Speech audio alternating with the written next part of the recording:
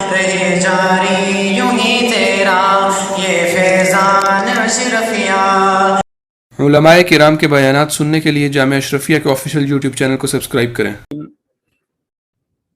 رب اشرح لي صدري ويسر لي أمري واحلل عقدة من لساني يفقه قولي رب زدني علما رب زدني علما رب زدني علما إياك نعبد وإياك نستعين سبحانك لا علم لنا إلا ما علمتنا إنك أنت العليم الحكيم وأفوض أمري إلى الله إن الله بصير بالعباد یا علیم علمنی یا علیم علمنی یا علیم علمنی۔ الحمدللہ، اللہ تعالیٰ کا فضل و کرم ہے کہ اللہ رب العزت نے خیر و عافیت کے ساتھ علم میراث کا یہ دورہ پورا کرانے کی توفیق عطا فرمائی۔ آج انشاءاللہ ہمارا آخری سبق ہوگا۔ اللہ تعالیٰ سے دعا کرتے ہیں کہ اللہ تعالیٰ اس سبق کو بھی ہمارے لیے آسان بنائے اور ہم سب کو ہمارے اساتذہ کے لیے ہمیں صدقہ جاریہ بنائے اور ہمیں ہمارے اساتذہ ہمارے اکابرین کے نقش قدم پہ چلائے۔ تو تقریباً 10-15 دن قبل ہم نے یہ جو علم میراث کورس کا آغاز کیا تھا، اب ذرا میں اس کا مختصراً دوبارہ خلاصہ آپ کو بتانا چاہوں گا کہ ہم نے ابھی تک پڑھا کیا ہے۔ اگر آپ کو یاد ہو تو ہم نے علمی میراث اس کورس کو 4 حصوں میں تقسیم کیا تھا: خلاصۃ المیراث، معرفت الورثہ، توصیل الحقوق اور متفرقات۔ خلاصۃ المیراث کے حوالے سے آپ کو میں نے یہ بتایا کہ اس میں ہم 3 چیزوں سے متعلق پڑھیں گے۔ نمبر 1، ترکہ سے متعلق حقوق، اور نمبر 2، ترکہ کو ورثہ میں تقسیم کرنے کی ترتیب، نمبر 3، موانع ارث۔ یہ خلاصۃ المیراث میں ہم نے پڑھے تھے۔ اور معرفت الورثہ میں ورثہ کی پہچان ہم نے حاصل کی تھی کہ ورثہ کی 3 قسمیں ہیں: ذوی الفروض، عصبہ اور ذوی الارحام۔ ذوی الفروض، عصبہ اور ذوی الارحام۔ ذوی الفروض کے بارے میں آپ کو بتایا تھا کہ جن کے حصے اللہ رب العزت نے قرآن مجید میں مقرر فرمائے ہیں، اور ذوی الفروض کل 12 تھے، 4 مرد اور 8 عورتیں۔ اور پھر اس کے بعد یہ ذوی الفروض کی کو تفصیل سے بیان کیا گیا کہ ہر ایک کے احوال وہ سارے آپ کو بتا دیے گئے۔ پھر اس کے بعد عصبات، کہ اگر ذوی الفروض نہ ہو تو سارا مال لیتے ہیں، اگر ذوی الفروض ہو جو ان سے باقی بچتا ہے وہ لے لیتے ہیں۔ کافی مثالیں ہم نے حل کی جس طریقے سے عصبات کو حصہ دیا جاتا ہے۔ تو پھر عصبات کی 2 قسمیں ہم نے پڑھی، نسبی اور سببی۔ پھر نسبی کے بارے میں ہم نے پڑھا کہ بنفسی ہی ہے، بغیر ہی ہے اور مع غیر ہی۔ بنفسی ہی پھر 4 تھے: جزء المیت، اصل المیت، جزء ابیہ، جزء جدی۔ بغیر ہی بھی 4 تھے: بنت الابن، اخت اعیانی، اخت علاتی، یصرن عصبۃ باخوتہن۔ اور مع غیر ہی 2 تھے: اخت اعیانی اور اخت علاتی، یصرن عصبۃ مع البنت و بنت الابن وان سفلت۔ اور پھر عصبات سببی، مولا العتاقہ ثم عصبته الذکور، یعنی مولا العتاقہ اور پھر اس کے مذکر عصبہ۔ پھر اس کے بعد ہم نے ذوی الارحام کے بارے میں پڑھا کہ ذوی الارحام کے 4 اصناف ہیں، 4 قسمیں ہیں۔ البتہ ذوی الارحام کو تفصیل سے ہم نے نہیں پڑھا، صرف ان کے نام پڑھے، کیونکہ بہت کم مسائل پیش آتے ہیں۔ پھر کبھی اللہ تعالیٰ نے موقع دیا انشاءاللہ ذوی الارحام کے حوالے سے بھی تفصیل سے میں پڑھا دوں گا۔ ابھی اس مرتبہ تو نہیں ہو سکا۔ البتہ یہ ہے کہ میں انشاءاللہ ویڈیو وغیرہ اس کی ریکارڈ کرا دوں گا اور یوٹیوب پہ اپلوڈ کر دیں گے، پھر وہاں سے آپ اس کی تفصیلات وغیرہ دیکھ لیں گے۔ اور ذوی الارحام اتنی مشکل نہیں ہے، وہ بھی اسی سے ملتے جلتے ہیں، ٹھیک ہے، چونکہ زیادہ تر ان کے مسائل پیش نہیں آتے اس لیے ان کو بیان نہیں کیا گیا۔ پھر پھر اس کے بعد ہم نے توصیل الحقوق الی مستحقیہم کہ ورثہ کو ان کا حصہ پہنچانے کا طریقہ کیا ہے، کس طریقے سے جو ہم نے ذوی الفروض کے حصے پڑھے ہیں ان کو کس طریقے سے ان کو پہنچانا ہے، اس کے بارے میں پڑھا۔ اس میں تقریباً 10 مباحث بیان کیے گئے تھے، ہم نے 9 مباحث پڑھ لیے۔ 10 مباحث بیان کیے گئے تھے، ان میں سے ہم نے 9 مباحث پڑھے۔ اس میں ایک بحث جو تھی مقاسمۃ الجد، وہ ہم نے نہیں پڑھی چونکہ عملی طور پہ اس کی ضرورت نہیں ہوتی، اس لیے ہم نے وہ چھوڑ دی۔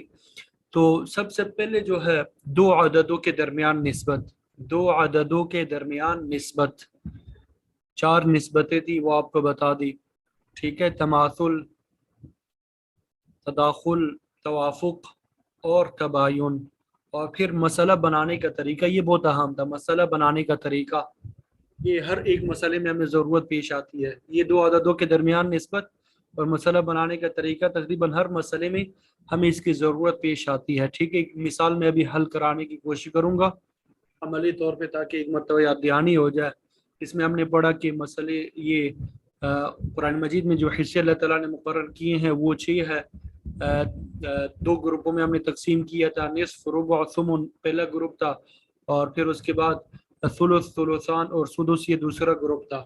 اس کے تقریباً 3 سے 4 قواعد ہم نے پڑھی، ترکہ نکالنے کا طریقہ، اس کا فارمولہ بتایا، فیصد نکالنے کا طریقہ اور اس کا فارمولہ آپ کو بتایا، تصحیح جو ہے اس کے 7 اصول آپ کو بتایا، اس کو 2 حصوں میں تقسیم کیا، تصحیح قسم اول اس کے 3 اصول تھے اور تصحیح قسم ثانی اس کے 4 اصول تھے، وہ آپ کو بتا دیے اور عملی طور پہ سمجھا بھی دیے، مثالیں حل کرا دی۔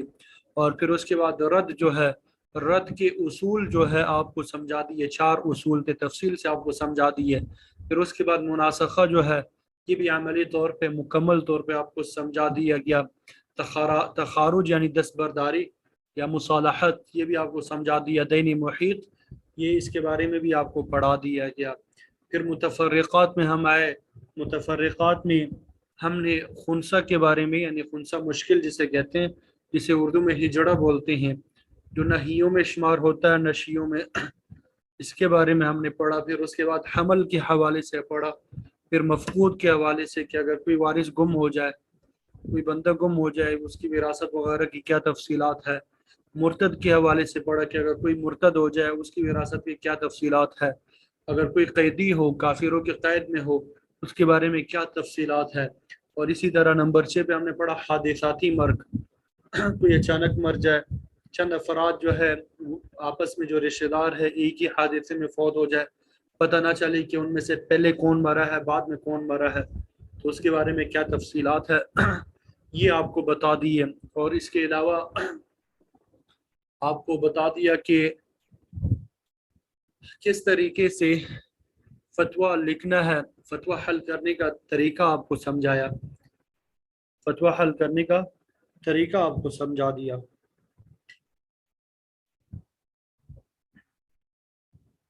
تو یہ ایک خاکہ آپ کے سامنے پیش کر دیا کہ ہم نے علم میراث کے کورس میں کیا کچھ پڑھا، کیا کچھ حاصل کیا، اور یہ جو چیزیں آپ کو پڑھا دی ہے اگر اسی طریقے سے، اسی ترتیب کے مطابق، اس ترتیب کے مطابق میں نے آپ کو سمجھائے تھے، اگر آپ یاد کریں گے تو انشاءاللہ آپ کو علم میراث کا کوئی بھی مسئلہ جو ہے وہ حل کرنے میں بالکل بھی دشواری پیش نہیں آئے گی۔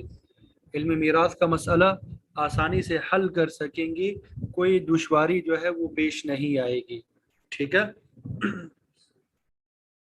بس جیسا کہ شروع میں نے آپ کو بتا دیا تھا، ایک ہی اصول ہے جو اسباق آپ کو پڑھا دیے گئے، اگر آپ کو یاد کریں گے بالخصوص ذوی الفروض اور عصبات میں جو تفصیل ہے تو انشاءاللہ آپ کے لیے مسائل حل کرنا بالکل آسان ہوں گے، مشکل نہیں ہوں گے۔ آپ کے لیے مسائل جو ہے حل کرنا مشکل نہیں ہوں گے، انتہائی آسان ہوں گے۔ بس جنہوں نے یاد کر لیے ہیں تو انہوں نے پریکٹس بھی ہوگی، پریکٹس بھی کی ہوگی، تو ان کے لیے مسئلہ حل کرنے میں کوئی دشواری پیش نہیں آئی۔ اب انشاءاللہ آخری آج ہم سبق پڑھ لیں گے، آخری سبق شروع کرنے سے پہلے وراثت کا کوئی ایک مسئلہ جو ہے وہ حل کر لیتے ہیں تاکہ ایک مرتبہ تازہ ہو جائے۔ ایک مرتبہ جو ہم نے وراثت کے مسائل پڑھے ہیں وہ ایک مرتبہ تازہ ہو جائے اس کا طریقہ، ایک مرتبہ دوبارہ دہرائی اس کی ہو جائے. اور پھر اس کے بعد آخری سبق انشاءاللہ ہم پڑھیں گے. اللہ اکبر کبیرہ.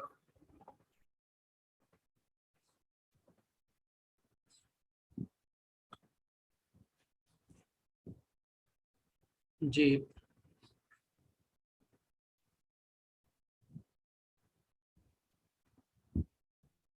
دیکھیں، یہ اب جب کسی شخص کا انتقال ہوتا ہے، وراثت کا مسئلہ حل کرنے کا جو طریقہ میں نے آپ کو سمجھایا تھا، اس طرح پہلے ہم نے میت لکھنا ہوتا ہے. اب جس شخص کا انتقال ہوا ان کے ورثاء دیکھنے ہوتے ہیں. ہم کوئی بھی مسئلہ فرض کر لیتے ہیں، ٹھیک ہے، کوئی بھی مسئلہ، مثلا ایک شخص کا انتقال ہوا، اس کی بیوہ موجود ہے، ٹھیک ہے، اس کی کیا ہے، بیوہ موجود ہے، اور اس شخص کی والدہ جو ہے وہ بھی حیات ہے. اس شخص کی کیا ہے، والدہ بھی حیات ہے، اور اسی طرح اس کے 3 بیٹے ہیں. کتنے بیٹے ہیں؟ یہ فرضی مسئلہ میں بنا رہا ہوں کوئی، ٹھیک ہے، 3 بیٹے ہیں. یہ سب کو سکرین دکھائی دے رہی ہے، اور 2 بیٹیاں ہیں.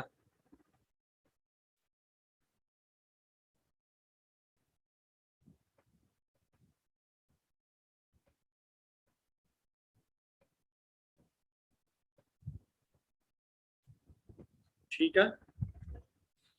اب دیکھیں، طریقہ میں نے آپ کو بتایا تھا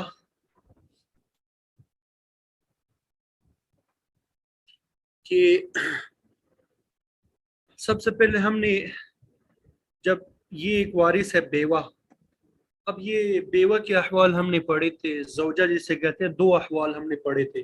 اگر آپ کو وہ احوال یاد ہوں گے زوجہ کے تو آپ یہ حل کر سکیں گے، ٹھیک ہے. اب دیکھیں، بیوہ کے احوال ہم نے کیا پڑھے تھے کہ اگر میت کے اولاد میں سے کوئی موجود ہو تو ثمن ملتا ہے، اولاد میں سے کوئی موجود نہ ہو تو ربع ملتا ہے. اب میت کی اولاد موجود ہے، بیٹے بیٹیاں موجود ہے، تو یہاں پہ ہم اس کو کیا دیں گے، ثمن دے دیں گے، ٹھیک ہے. اس کو کیا دے دیں گے، ثمن دے دیں گے. اب یہ والدہ ہے، والدہ کے ہم نے 3 احوال پڑھے تھے. والدہ کے ہم نے کیا احوال پڑھے تھے، 3 احوال پڑھے تھے. اگر کسی کو یاد ہوں گے وہ 3 احوال تو یہ مسئلہ حل کر سکے گا، ورنہ اسے مشکل پیش آئے گی، حل نہیں کر سکے گا. تو پہلی حالت کیا ہے کہ چھٹا حصہ ملتا ہے، سدس ملتا ہے.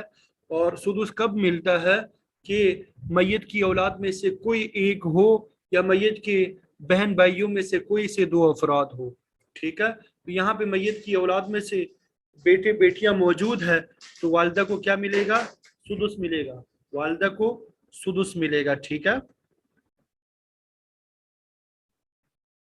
بیٹیوں کے بارے ہم نے کہ بیٹیوں کے ساتھ اگر بیٹے آ جائے تو بیٹیاں کیا ہو جاتی ہیں، عصبہ ہوتی ہے، بیٹے بھی عصبہ ہوتے ہیں. بیٹیاں جب ساتھ میں آتے ہیں تو یہ کیا بنتے ہیں، عصبہ بنتے ہیں.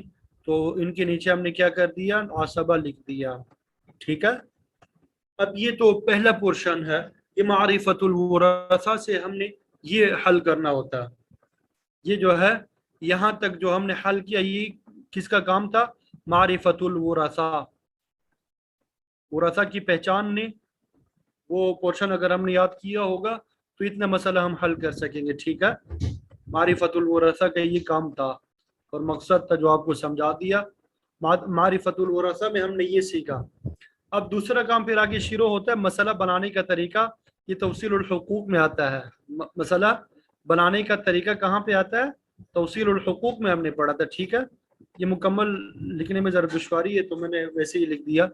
اب دیکھیں، مسئلہ بنانے کا جو طریقہ ہے ہم نے وہاں پڑھا تھا کہ قرآن مجید میں اللہ رب العزت نے جو حصے مقرر فرمائے ہیں، قرآن مجید میں اللہ رب العزت نے جو حصے مقرر فرمائے ہیں،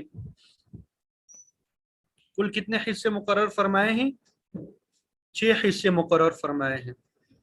تو اس کو ہم نے 2 حصوں میں تقسیم کیا تھا، 2 گروپوں میں تقسیم کیا تھا. پہلے گروپ میں نصف، ربع اور ثمن، اور دوسرے گروپ میں सुलुस, सुलुसान और सुदुस। अब उसमें एक कायदा हमने आपको ये समझाया था, ये बताया था कि अगर पहले ग्रुप में से सुमन आ जाए, पहले ग्रुप में से सुमन आ जाए, ये पहले ग्रुप में से, और दूसरे ग्रुप में से कोई भी आ जाए, ठीक है, तो मसला किससे बनाया जाता है? 24 से बनाया जाता है। मसला 24 से बनाया जाता है। 24 से बनाने का क्या मतलब कि तरका के कुल 24 हिस्से किए जाएंगे। तरका के कुल कितने हिस्से किए जाएंगे? 24 हिस्से कर दिए जाएंगे, ठीक है। और मैंने आपको बताया था कि कहाँ पे लिखने हैं, यहाँ पे इस तरीके से लिखना है। पहले हमने लिखना होता है मसअला, पहले हमने क्या लिखना होता है? मसअला, और फिर यहाँ पे 24 लिख लेने होते हैं। इसको इस तरह क्या लिखना है? 24, ठीक है। वह की तरक्की के हमने कितने हिस्से बना लिए? 24 हिस्से। और यहाँ पे आप याद रखें कि मसला बनाने में आसबा को नहीं देखा जाता। मसला बनाने में अगर ये ज़वील फुरूज आ जाए तब आसबा को नहीं देखा जाता। अगर सिर्फ आसबा हो, अगर सिर्फ आसबा हो तो जितने आसबा होंगे, जितने आसबात की तादाद होगी उन्हीं से मसला बना देंगे। और ये भी आसबात में मैंने आपको बताया था कि वल मसअलतु मिनर रुऊस फिल आसबात, कि आसबात में मसला वरसा की तादाद को देखते हुए बनाया जाता है। मसलन फर्ज करते हैं कि ये 3 बेटे और 2 बेटियां थे हमारे पास, और ये वालिदा बेवा नहीं थे, तब मसला हम किससे बनाते?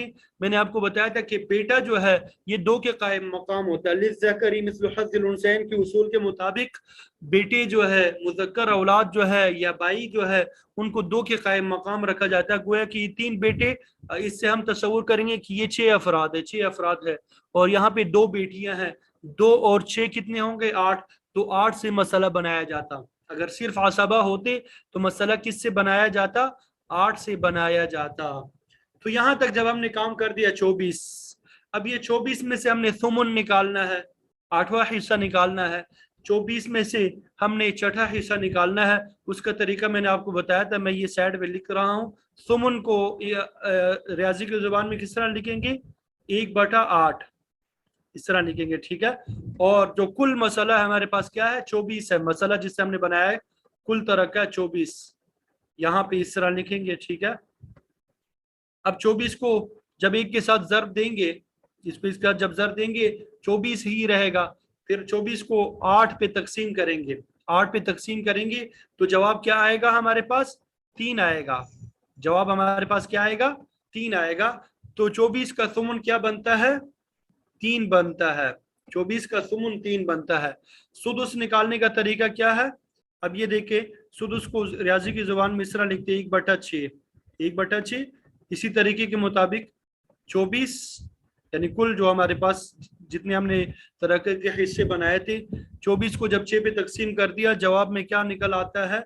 4। तो गोया कि 24 का सुदुस क्या हो गया? 4 हो गया।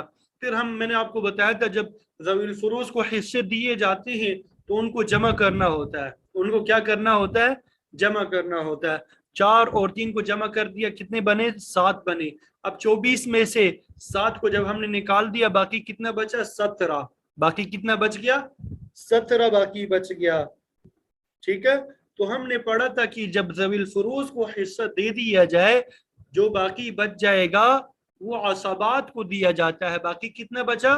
ज़वील फुरूज से 17 बच गया, तो हमने यहाँ पे लिख दिया, ये असबात को दे दिया।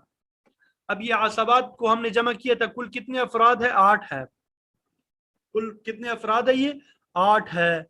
अब ये 17 जो है, अब तीसरे मरहले पे फिर हमने ये शुरू करना होता है। 3 देखें, ये बेवा पे पूरा पूरा तकसीम हो रहा है। 4 जो है ये वालिदा पे पूरा पूरा तकसीम हो रहा है, ठीक है, दरमियान में कसर नहीं आ रहा। अलबत्ता ये 17 जो है ये 8 अफराद पे पूरा पूरा तकसीम नहीं हो रहा। जब 8 अफराद पे पूरा तकसीम करने की कोशिश करेंगे, दरमियान में कसर आएगा, दरमियान में इशारिया आएगा, हर एक को पूरा पूरा हिस्सा नहीं मिलता। तो हमने पढ़ा था इसको हल करने के लिए कि हर एक को पूरा पूरा हिस्सा मिले। तस्हीह के 7 उसूल हमने पढ़े, तस्हीह के 7 उसूल हमने पढ़े थे। तो तस्हीह के उसूल जो है हम अप्लाई करेंगे। तो तस्हीह के 7 उसूलों में से हमने 2 हिस्सों में तकसीम किया था, तस्हीह किस्म अव्वल और तस्हीह किस्म सानी।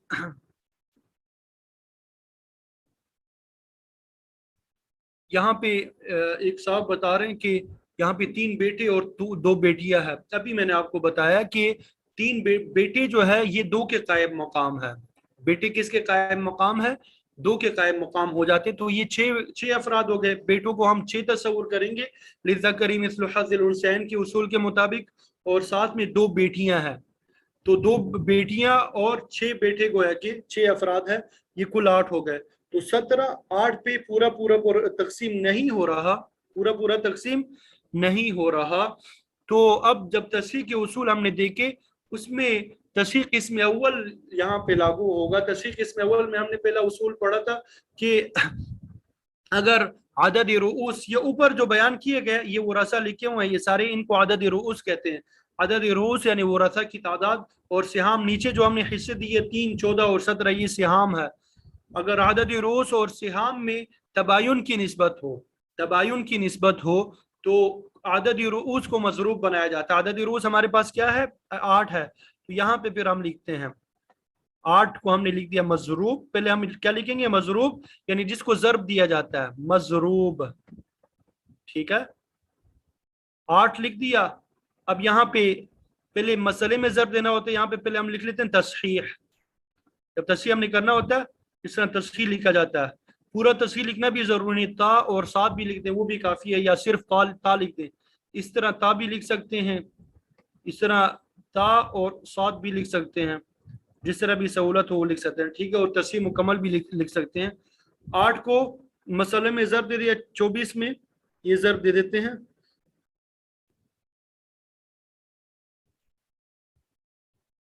8 ज़र्ब 24 192 निकल आते हैं।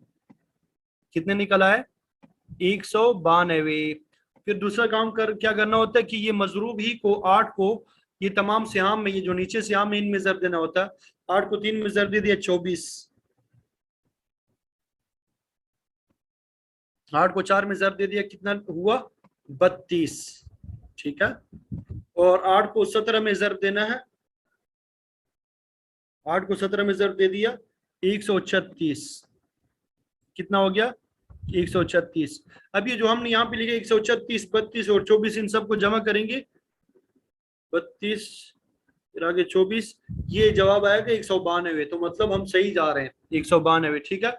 अब ये 136 को 8 पे तकसीम करेंगे, 136 को 8 पे तकसीम करेंगे तो क्या जवाब निकल आता है? 17। तो गोया कि इन 8 अफराद का क्या हो गया? 17 हिस्सा हो गया। अब ये बेटों के क्या होते हैं? डबल हिस्से होते हैं। तो 17 का डबल क्या निकल आता है? फी बेटा 34 आएगा, ठीक है। और बेटी का फी बेटी क्या इसका हिस्सा आएगा? 17। फीसद निकालने का तरीका मैंने आपको बताया था, फॉर्मूला आपको बताया था कि सहम को तकसीम करना होता है तस्हीह में। सहम को तकसीम कर दिया, ये 24 को तकसीम कर दिया 192 में, और ज़र्ब दे दिया 100 के साथ, तो ये 12.5% हो गया, 12.5% हो गया, ठीक है। इसी तरह 32 को करेंगे, 32 तकसीम 192 ज़र्ब 100, ये 16.67% हो गया। वालिदा का हिस्सा क्या हो गया फीसद के एतबार से? 16.67%। इसी तरह ये फी बेटा, ये एक बेटे का हिस्सा है, ठीक है, तीनों बेटों का नहीं है, एक बेटे का हिस्सा है 34, तो इसको आज़ादी हिस्सा कहते हैं। इसको तकसीम करेंगे 192 कुल तकसीम में, और ज़र्ब देंगे 100 पे, तो फी बेटा जो हिस्सा फीसदी हिस्सा आया है 17.7%, ठीक है।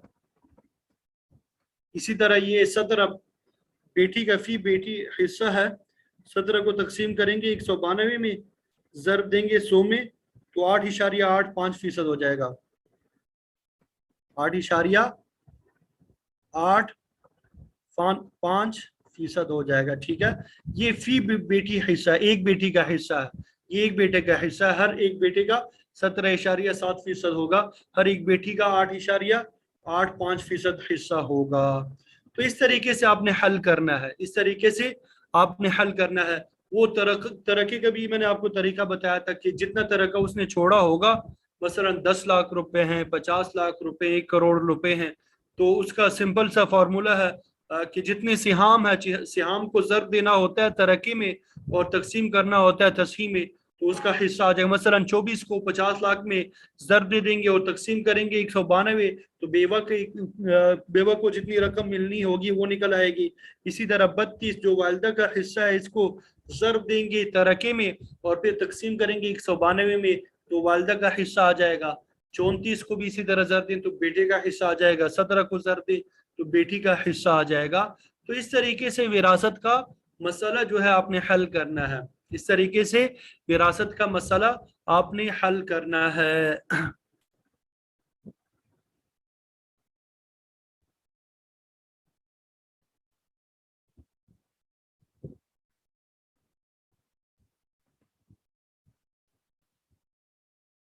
ٹھیک ہے، یہ وراثت کا مسئلہ اس طریقے سے آپ نے حل کرنا ہے۔ امید کرتا ہوں کہ سمجھ آ گئی ہوگی۔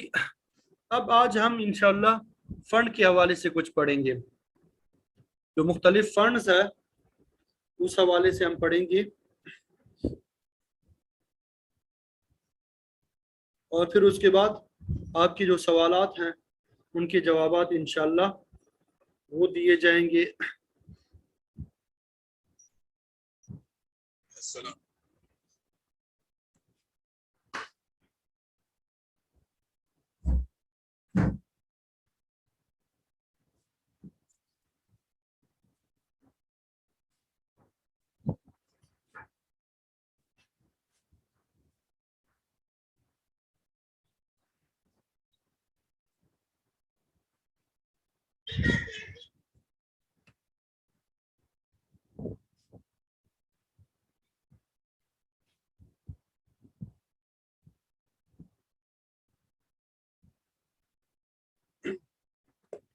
تو یہ مختلف فنڈز جو ہے اس حوالے سے ایک اصول میں آپ کو بتاؤں گا، اس اصول کو آپ نے یاد رکھنا ہے، تو ہر ایک فنڈ کے حوالے سے آپ کے لیے فیصلہ کرنا آسان ہوگا۔ جتنے بھی فنڈز ہیں، مختلف کمپنیز کے مختلف فنڈز ہوتے ہیں، مختلف مدات میں وہ پیسے دیتے ہیں اپنے ملازمین کو، تو ان کی کیا شرعی حیثیت ہوگی، اس کو ترقی میں شمار کریں گے یا نہیں، اس کو ترقی میں شمار کریں گے یا نہیں، تو اس حوالے سے ہمارے لیے فیصلہ کرنا آسان ہو جائے گا۔ اس حوالے سے ہمارے لیے فیصلہ کرنا کیا ہو جائے گا؟ آسان ہو جائے گا۔ تو اصول آپ سمجھیں، وہ اصول یہ ہے کہ مرحوم جس رقم کا اپنی زندگی میں مستحق بن گیا تھا، مرحوم جس رقم کا اپنی زندگی میں مستحق بن گیا تھا، یعنی عدالت کے ذریعے اس رقم کو حاصل کر سکتا تھا۔ عدالت کے مستحق بننے سے کیا مراد؟ عدالت میں اگر وہ دعویٰ کرتا تو اس کو وہ رقم مل جاتی، قانوناً وہ رقم اس کی بنتی، تو وہ ترکہ ہے، اس کو ہم کیا شمار کریں گے؟ ترکہ شمار کریں گے۔ وہ جس وارث کو بھی سپرد کی جائے گی، یعنی کمپنی جس وارث کو بھی دے گی وہ رقم، اسے تمام ورثہ میں شریعت کے مقرر کیے ہوئے حصوں کے مطابق تقسیم کرنا ضروری ہے۔ اسے تمام ورثہ میں شریعت کے مقرر کیے ہوئے اصولوں کے مطابق تقسیم کرنا ضروری ہے۔ یہ تو پہلا اصول ہے کہ مرحوم جس رقم کا اپنی زندگی میں مستحق بن گیا تھا، یعنی عدالت کے ذریعے سے اس رقم کو حاصل کر سکتا تھا، تو وہ ترکہ ہے۔ جس وارث کو بھی وہ رقم دی جائے گی اس پہ لازم ہے کہ تمام ورثہ میں ان کے شرعی حصوں کے مطابق وہ تقسیم کرے۔ اور جس رقم کا مرحوم اپنی زندگی میں مستحق نہیں بنا تھا، جس رقم کا مرحوم اپنی زندگی میں مستحق نہیں بنا تھا، وہ ادارے کی طرف سے عطیہ یعنی ہدیہ ہوتا ہے۔ وہ ادارے کی طرف سے کیا ہوتا ہے؟ ہدیہ ہوتا ہے، عطیہ ہوتا ہے۔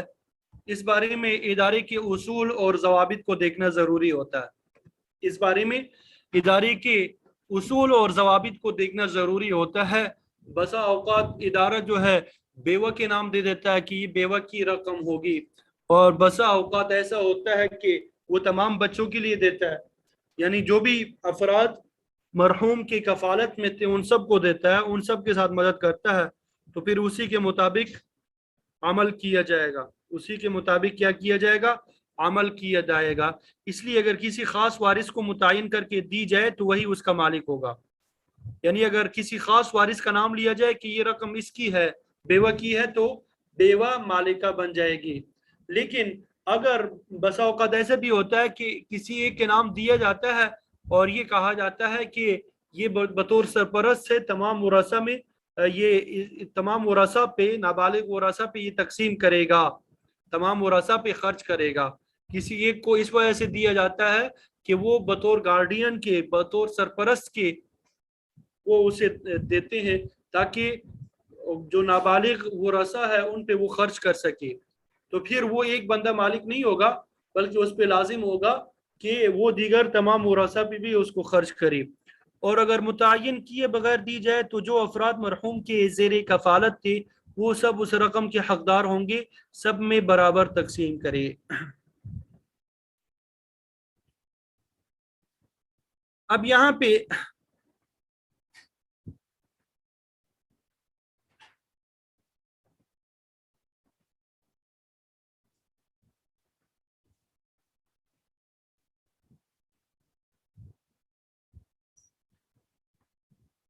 प्रोविडेंट फंड जो है ये जो है ये तरक्के में शुमार होगा। प्रोविडेंट फंड की मद में जितनी भी रकम आएगी, अब इसमें तकरीबन 3 किस्म के रुकूम होते हैं।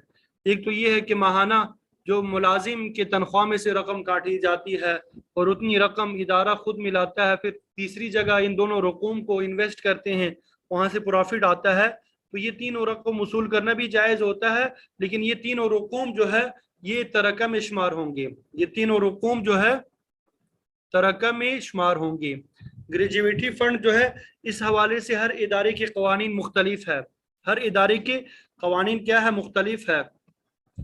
तो जो कवानीन इदारों के होंगे उसके मुताबिक इस पे अमल किया जाएगा, इदारों के कवानीन को देखा जाएगा, उस हिसाब से उस पे अमल किया जाएगा। अगर किसी इदारे में ऐसा कानून है कि जिंदगी में वो मुस्तहिक बन जाता है, हकदार हो जाता है उस रकम का, उस रकम का वो जिंदगी में क्या हो जाता है, हकदार हो जाता है, तो वो तरक्की में शुमार होगी रकम। लेकिन अगर जिंदगी में वो मुस्तहिक नहीं बनता तो वो आतिया कहलाएगी वो रकम। ठीक है। इंश्योरेंस की रकम जो है, तो इंश्योरेंस जो है अगरचे नाजायज हराम है, लेकिन अगर किसी ने इंश्योरेंस कराई हुई हो तो प्रीमियम जो है, जितनी किस्तें इंसान ने जमा कराई होगी वो तरक्का है, और बकिया जो रकम जायद मिलेगी वो सूद के ज़ुमरे में दाखिल है। और सूद का हुक्म ये है कि अगर वो किसी की मिल्कियत में आ जाए तो बगैर नियत सवाब के सदका करना ज़रूरी होता है, बगैर नियत सवाब के सदका करना ज़रूरी होता है। तो जितनी किस्तें इंश्योरेंस की जमा कराई गई है वो तो तरक्का में शुमार होगी, और जो बाकी रकम जायद मिलेगी उसे सदका करना ज़रूरी है। इसी तरह फैमिली पेंशन वगैरह जो है ये मरहूम के ज़ेर कफारत तमाम अफराद के लिए आतिया है, ये मरहूम के ज़ेर कफालत तमाम अफराद के लिए आतिया है, जैसा कि कानून में तसरीह है, जैसा कि कानून में क्या है, तसरीह है। ठीक है।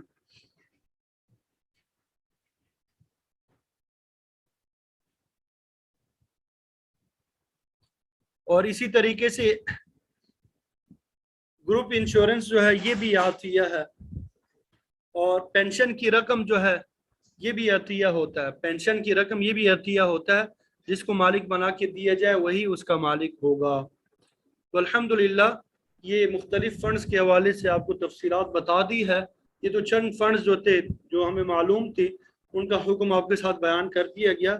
इसके अलावा भी मुख्तलिफ जगहों में मुख्तलिफ मद्दात पे मद्दात के नाम से वो रकम दी जाती है, तो ये उसूल आपको मालूम होना चाहिए। ये जो उसूल आपको बताया कि अगर ज़िंदगी में मुस्तहिक बन गया था, यानी अदालत के ज़रिए से उस रकम को हासिल कर सकता था, वो तरक्का है। ठीक है। लेकिन अगर ज़िंदगी में वो मालिक नहीं बना था, ज़िंदगी में वो मालिक नहीं बना था, यानी वो मुस्तहिक नहीं बना था, तो ऐसी सूरत में वो आतिया के हुक्म में होगा। ادارے کے جو قواعد ضوابط ہوں گے اس کے مطابق عمل کیا جائے گا، اس کے مطابق کیا کیا جائے گا؟ عمل کیا جائے گا، ٹھیک ہے۔ اس اصول کے تحت آپ کسی بھی فنڈز کا حکم جو ہے، کسی بھی فنڈ کا حکم آپ معلوم کر سکتے ہیں۔ باہر ممالک میں مختلف مدات میں رقم دی جاتی ہے، تو وہ آپ اس طریقے سے آپ معلوم کر سکیں گے، ٹھیک ہے۔ اللہ تعالیٰ سے دعا ہے کہ اللہ تعالیٰ اس کورس کو قبول فرمائے اور ہم سب کے لیے اس کو صدقہ جاریہ بنائے۔ امید کرتا ہوں کہ آپ سب کو اس کورس سے فائدہ ہوا ہوگا۔ آپ نے خصوصی طور پہ مجھے، میرے اساتذہ کو، میرے اہل و عیال کو اور ہمارے ادارے کو جس نے آپ سب کے لیے اس کورس کا انتظام کیا ہے، اور ہمارے ادارے کے منتظمین کے لیے خصوصی طور پہ دعا کرنی ہے۔ خصوصی طور پہ ہر نماز کے بعد دعاؤں کا اہتمام کیا کریں۔ اللہ تعالیٰ ہم سب کو علم نافع عطا فرمائے اور عالم بعمل بنائے، جو اللہ تعالیٰ نے علم عطا کیا ہے اس پہ عمل کرنے والا بنائے، اور علم کے جو شرور اور فتن ہے اس سے ہم سب کی حفاظت فرمائے۔